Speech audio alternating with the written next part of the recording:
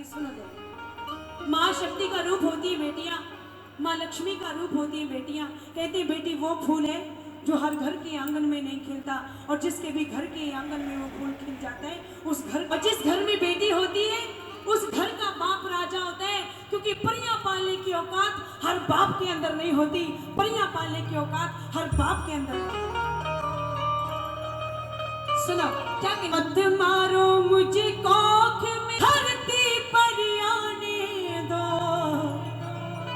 मुझको मेरा हक दो, दो मुझको मेरा हक दो पापा, कुछ करके दिखलाने दो।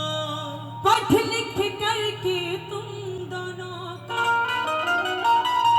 वाह क्या बात है। पढ़ लिख करके तुम दोनों का मैं सम्मान बढ़ाऊंगी। बेटे से ज्यादा फर्ज तो क्या बेटे से ज्यादा फर्ज निभाऊं।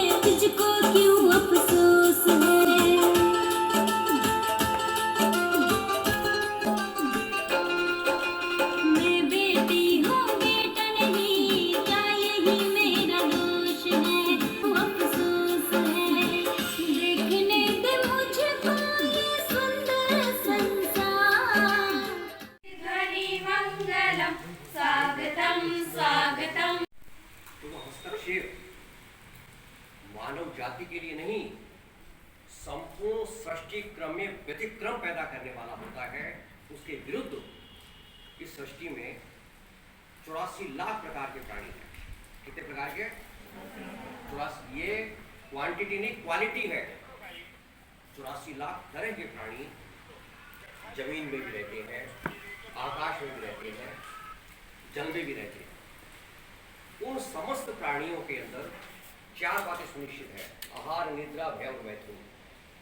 हर प्राणी को भोजन चाहिए, हर प्राणी सोता है, हर प्राणी जीवन की रक्षा करना चाहता है। हर प्राणी, एक मच्छर को भी हम पकड़ते हैं तो वो कहता है, उसको तोड़ता है अपना जीवन रक्षा के लिए, बचना चाहता है, मरना कोई नहीं चाहता। और मैथुन, हर प्राणी बच्चे पैदा करता है। एक पेट से अनेक पेट पैदा होते हैं, एक जीव से अनेक जीव पैदा होते हैं। ये सृष्टि का नियम है, ईश्वर प्रदत्त नियम है। भगवान ने मनुष्य को इसलिए बनाया कि वह 83,99,999 तरह के जो प्राणी है उन सब का संसार, क्योंकि मनुष्य के पास में एक 5 ही चीज है जिसके पास में विवेक है, ये क्षमता है कि वह अच्छा बुरा सोच सकता है। एक गाय है, वो अपने बच्चे से बहुत प्रेम करती है, खाने का भी ध्यान है, उसका पीने का भी है, मालिक का भी ध्यान है, दूसरे का भी है। लेकिन इसके अलावा संपूर्णता का जो ज्ञान नहीं है, ईश्वर तत्व का ज्ञान नहीं है। क्या करना है और अपनी इच्छाओं को फलीभूत करने के लिए प्रकृति ने हर प्राणी को इतना संसाधन दिया है, हर प्राणी को जिनकी संख्या अनंत है। इतनी सी अपन जमीन खोदेंगे उसमें लाखों प्राणी मिल जाएंगे, इतनी सी जमीन है। भगवान ने सबके लिए सब कुछ बनाया है, लेकिन असीमित इच्छाओं के कारण मनुष्य ने सारी सृष्टि के व्यतिक्रम कर दिया है, सारी सृष्टि के क्रम को बिगाड़ करके रख दिया है। और जिसका ही परिणाम है समय समय पर जो इस प्रकार के अकाल, दुर्भिक्ष, इस तरह की प्राकृतिक घटनाएं, सब तरह के हर इस तरह के जो अभी बीमारियां, जो कोरोना महामारी जो है, ये सब के सब है, उसी के परिणाम है। समिति आज तो केवल बात मतलब केवल महिला मतलब ये नहीं है कि बच्चे बचाओ का ही बात नहीं है। हमारे शास्त्रों के अंदर किसी भी प्रकार की हत्या पूर्ण रूप से निषेध है। गर्भस्थ बच्चा जो आता है उसके अंदर जब प्राण आ जाता है तो पूर्ण रूप से है। स्वामी राम सूरदास जी महाराज जिनके आदर्शों पर यह संस्था कायम की गई, प्रारंभ की गई है, उनका सर्व यही है। उन्होंने कहा कभी भी टीवी पर अपना नाम उन्होंने जब परम पिता परमात्मा की असीम कृपा होती है तब 84 लाख योनि जीव के भटकते भटकते भटकते परमात्मा की कृपा होती है, तब ये मनुष्य देह, मनुष्य जीवन हमारे को ऐसा मनुष्य जीवन जिसको देवी देवता भी प्राप्त करने के लिए तरसते हैं। देवी देवता स्वर्ग में रहते हैं और स्वर्ग कोई ऐसी जगह नहीं है जहाँ से किसी को मुक्ति मिल जाए। जब उसका संचित पुण्य खत्म होता है तो स्वर्ग से वापस मृत्यु लोक में गिरना पड़ता है।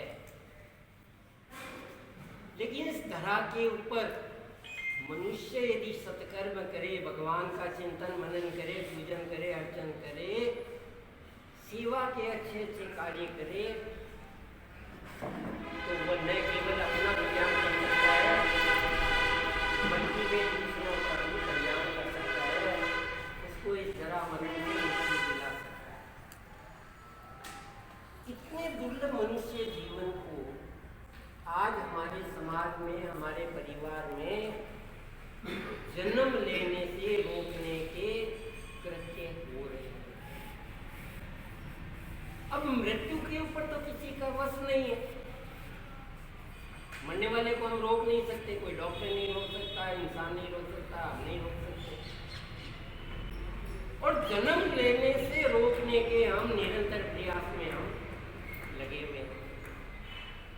कैसी नादानी है, कैसी नासमझी है कि टंकी में पानी तो आने नहीं देते और रावण जैसा राक्षस हुआ, कंस जैसे बहुत हत्याएं की, बहुत हिंसा की, यज्ञों का विध्वंस कर देते थे, मारते थे, सताते थे, ऋषि मुनियों को बहुत ही पीड़ित करते थे।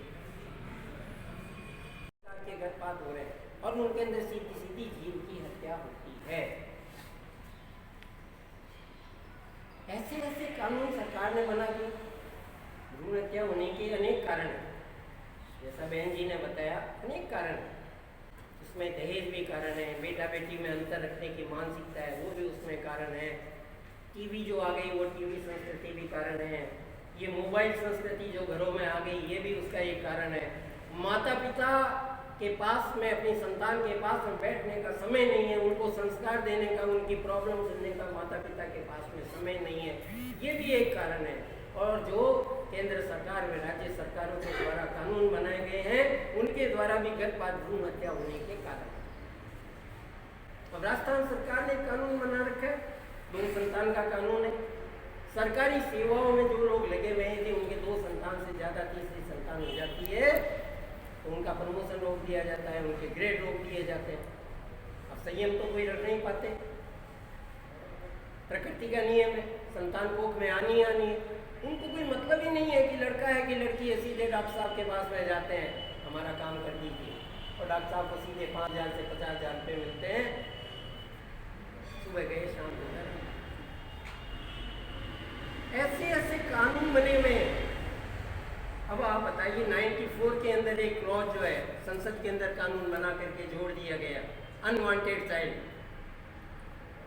यदि दंपति डॉक्टर के पास में जाकर के ये बात कहता है कि हम नहीं चाहते थे कि हमारे कोख के अंदर हमारे संतान आए, हमने तो सारे उपाय किए थे, परिवार नियोजन के सारे उपकरण हमने अपनाए थे, लेकिन इसी कारण से वो डिफॉल्ट हो गए और हमारे कोख के अंदर संतान आ चुकी है।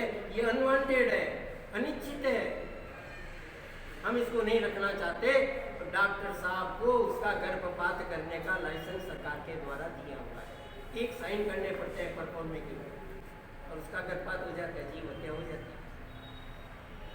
और ये शुरुआत में 12 सप्ताह तक की छूट थी, फिर इस छूट को बढ़ा करके सरकार ने 20 सप्ताह किया और हाल ही 3 दिन पहले राज्य सरकार में एक विधेयक को फिर पास कर दिया गया कि 20 सप्ताह की जगह 24 सप्ताह का भी यदि गर्भ शिशु है तो डॉक्टर उसका गर्भपात कर सकता है।